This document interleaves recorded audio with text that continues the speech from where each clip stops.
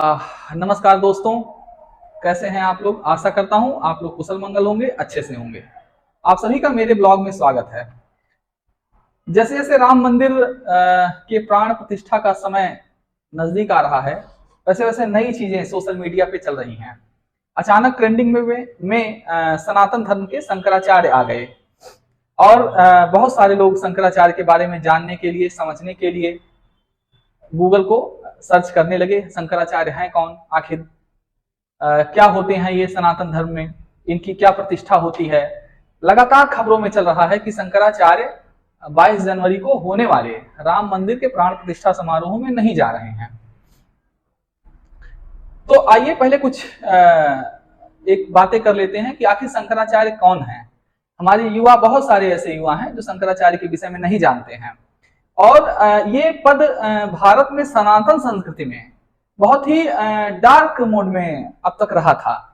धर्मावलंबी से संबंधित या जो धर्म के जानने वाले हैं वही केवल शंकराचार्य के विषय में जानते थे। ये जो बच्चे हैं, हमारी जो नई जनरेशन है, जो नई पीढ़ी है, वो शंकराचार्य से लगभग अनभिज्ञ थी, उनके बारे में नहीं जानती थी। आइए जानते हैं शंकराचार्य कौन होते हैं। शंकराचार्य भारत में सनातन धर्म के सर्वोच्च धर्म गुरु हैं। सर्वोच्च पद है वो, यही पद जगत गुरु कहलाता है। पूरे संसार में जब कोई धर्म नहीं था तो एक सनातन धर्म ही था। और सनातन धर्म में जो सबसे बड़े गुरु होते हैं, जो जगत गुरु होते हैं, उसमें सबसे बड़े गुरु को जगत गुरु कहा जाता है और वही जगत गुरु शंकराचार्य होते हैं। ये पृथ्वी पर देवताओं के बाद सबसे बड़ा पद है शंकराचार्य का।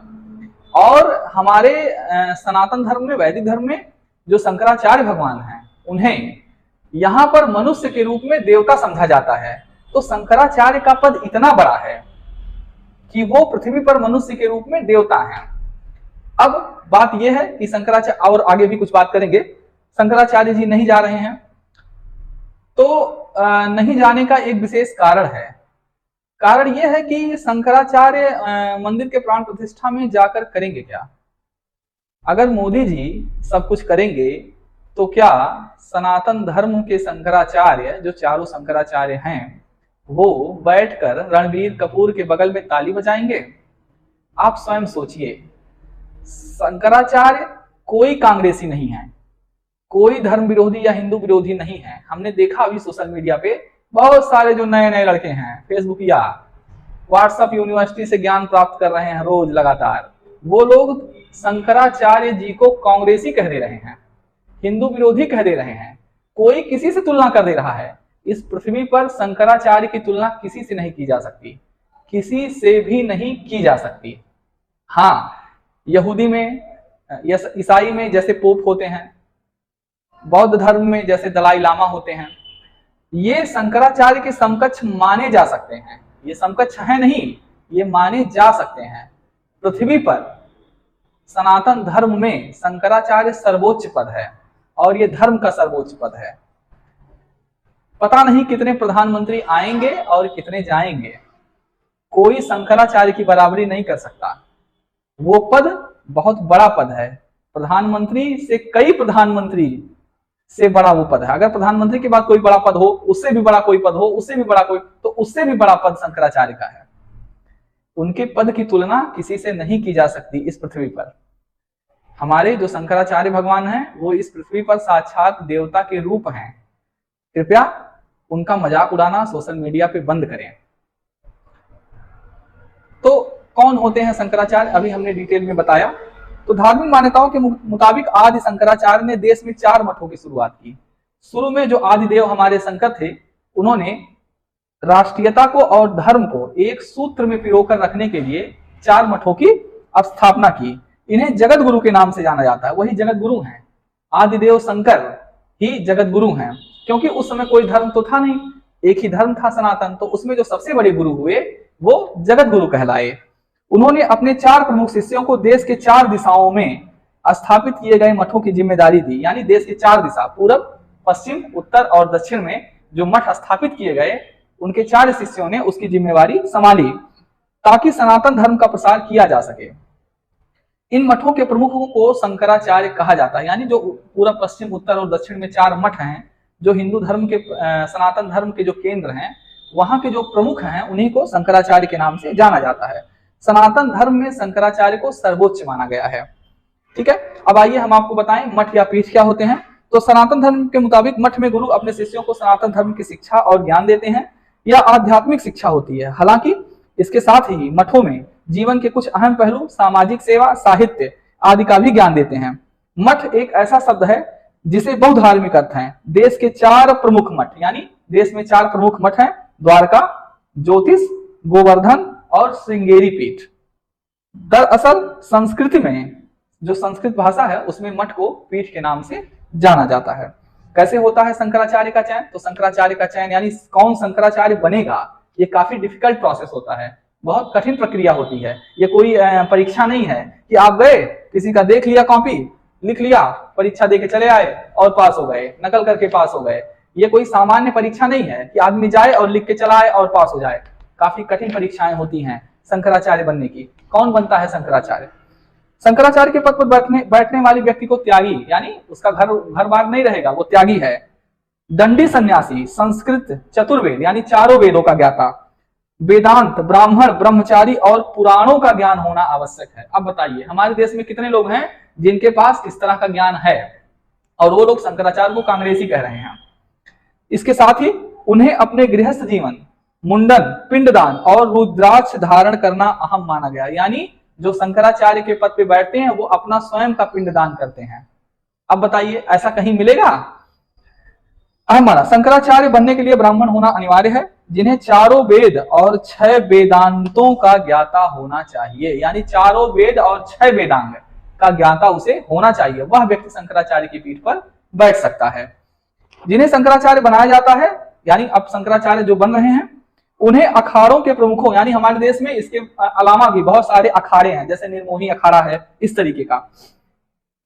आचार्यों, महामंडलेश्वर, प्रतिष्ठित संतों की सभा की सहमति के साथ, यानी शास्त्रार्थ करना होता है सभा में, और उसके साथ काशी विद्वत परिषद की स्वीकृति की मोहर भी होनी चाहिए। यानी काशी विद्वत परिषद भी उस पर मोहर लगाता है कि यह व्यक्ति अब आगे चलकर शंकराचार्य बनेंगे। इसके बाद ही शंकराचार्य की पदवी मिलती है।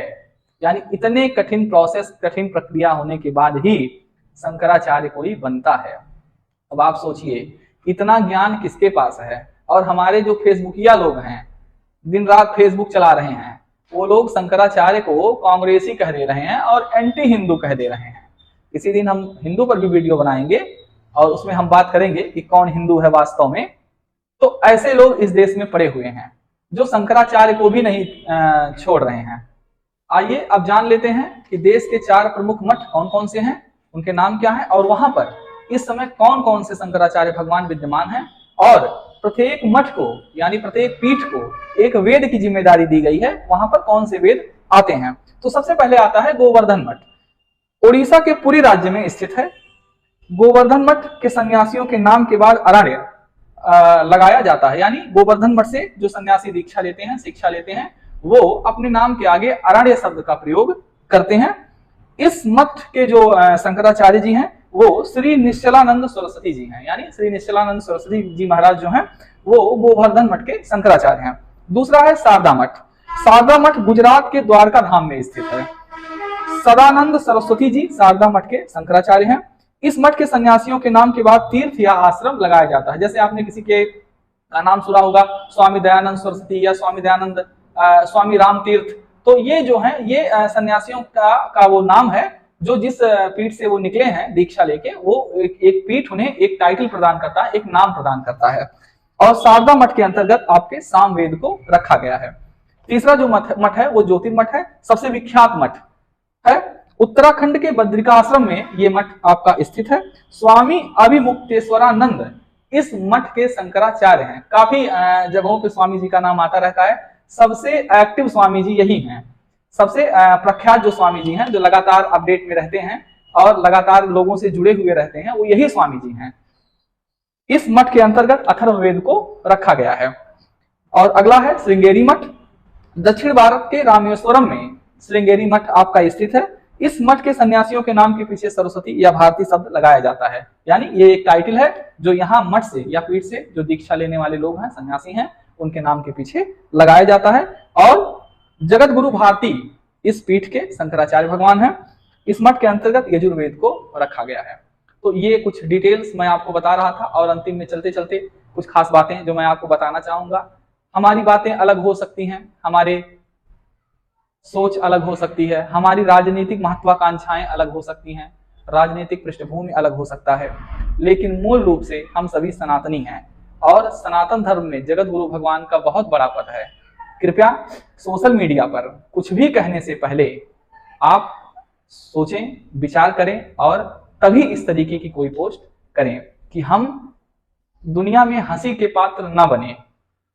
हम अपने शंकराचार्य जी को यदि इस तरीके की बात कहते हैं तो उससे कुछ नहीं होता है, उससे बस यही होता है कि हम पूरे संसार में हंसी के पात्र बनते हैं। हम किसी भी राजनीतिक पृष्ठभूमि से आते हों, किसी को भी वोट देते हों, लेकिन हमें अपने धर्म पर किसी भी प्रकार का कटाक्ष करने की आवश्यकता नहीं है। हम कटाक्ष करेंगे, हम कुछ इधर उधर की बात करेंगे तो जगत में यानी इस संसार में हंसी के पात्र भी हम ही होंगे। हमारी बात पसंद आई हो, वीडियो को लाइक कर दें, शेयर कर दें। नमस्कार, जय हिंद, वंदे मातरम, जय श्री राम।